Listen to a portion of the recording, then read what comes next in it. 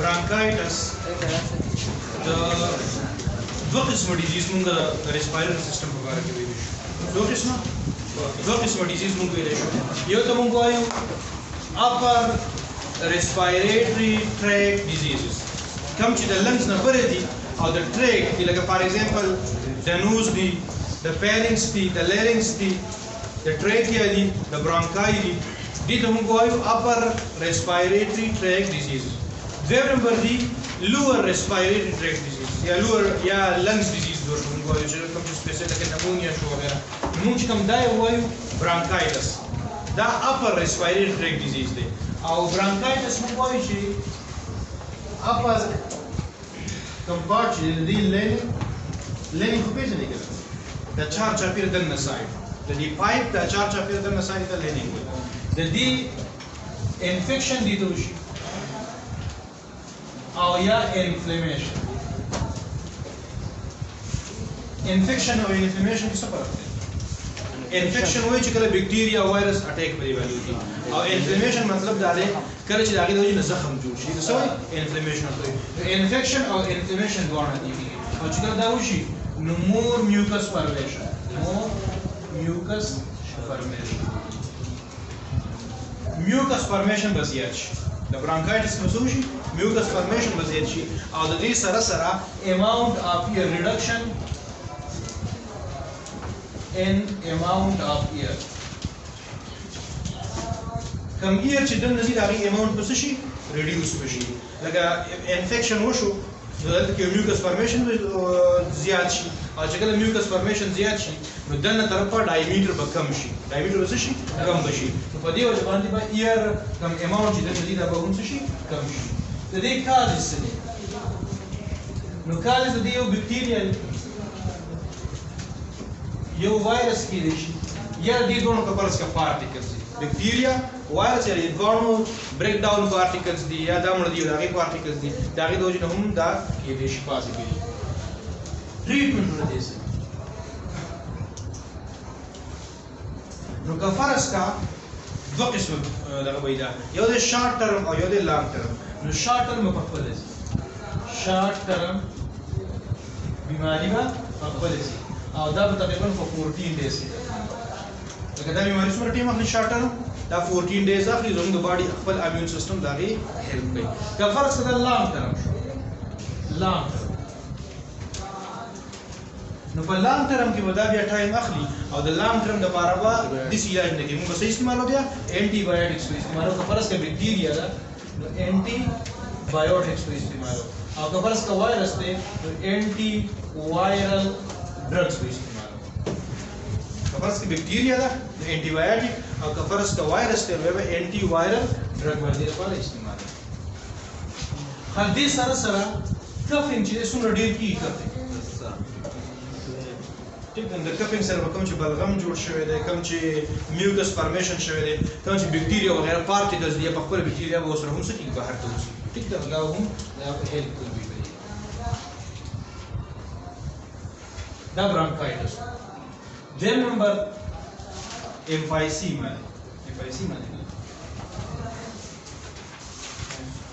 څوک ورته emphysema وایي، څوک ورته emphysema وایي، دواړه دي. emphysema د empphys د دې مطلب دی dilation. څه مطلب دی؟ dilation. او د ایما مطلب دی سیک. د نوم نه پته لګي چې کله د الویولای کم باډي ده د هغې کې هغه کم چې خپل یو الاستیسیټي پکې موجود ده هغه دې ختمه شي او دا ډایلیټ شي، کولاو شي. دقیقه د موږ څه وایو؟ emphysema. نو emphysema مطلب دی ډایلیشن او د ایما مطلب دی سیک. نو ګوره د انلارجمنټ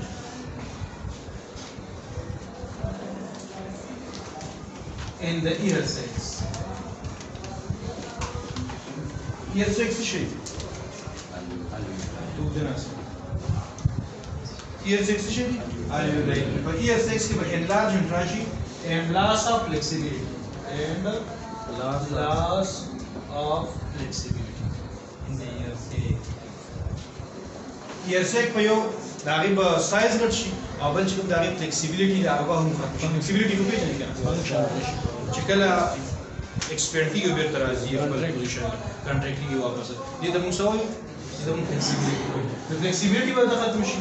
دغه شانتي دا به څه شي انلارجمنټ به کېدی کوی شي خو د څه نه وجې نه ډیو ټو ډیمیج or destruction of alveolar walls.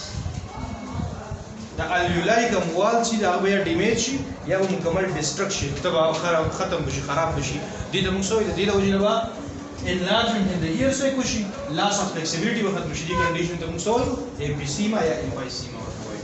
خا د دې کازز نو د دې په کازز کې یو د لانګ ټرم exposure to earborne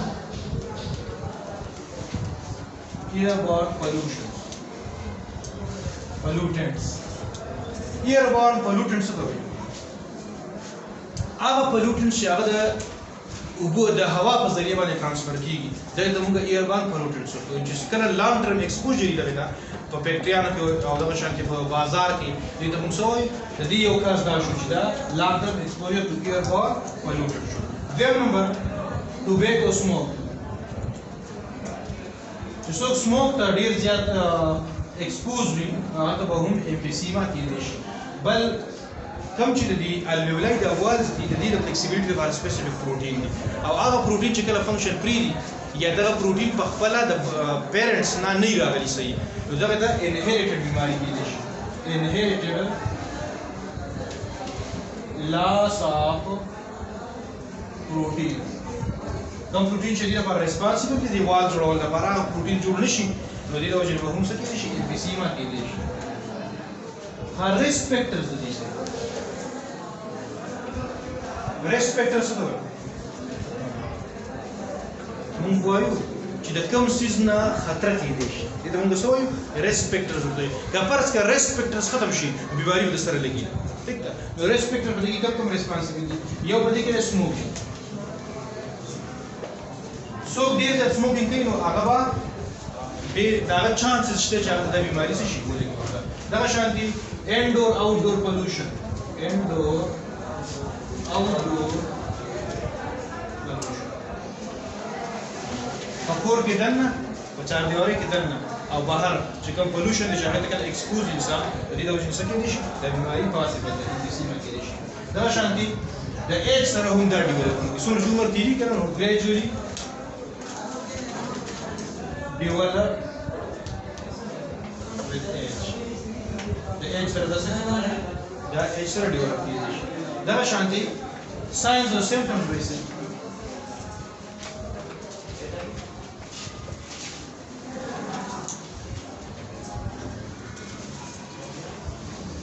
signs and symptoms.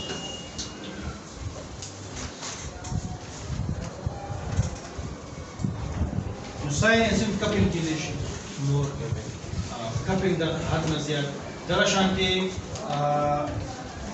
دغه وایي موږ سالنډی چې ورته موږ وایو ساه به یې بندېږي ټیک ده او استما ورته کېدی شي د هغې یو ساین دی دا کېدی شي. دغه شانتي چې کله په دې ګوتو باندې په دې باندې کله زور کوي که نه په دې د نوکان دن چې دا به څه کېږي دا به شنه یا ګرې کلر کېږي شینوالی پکې راځي نو دا هم د دې څه دی د دې یو کار دی.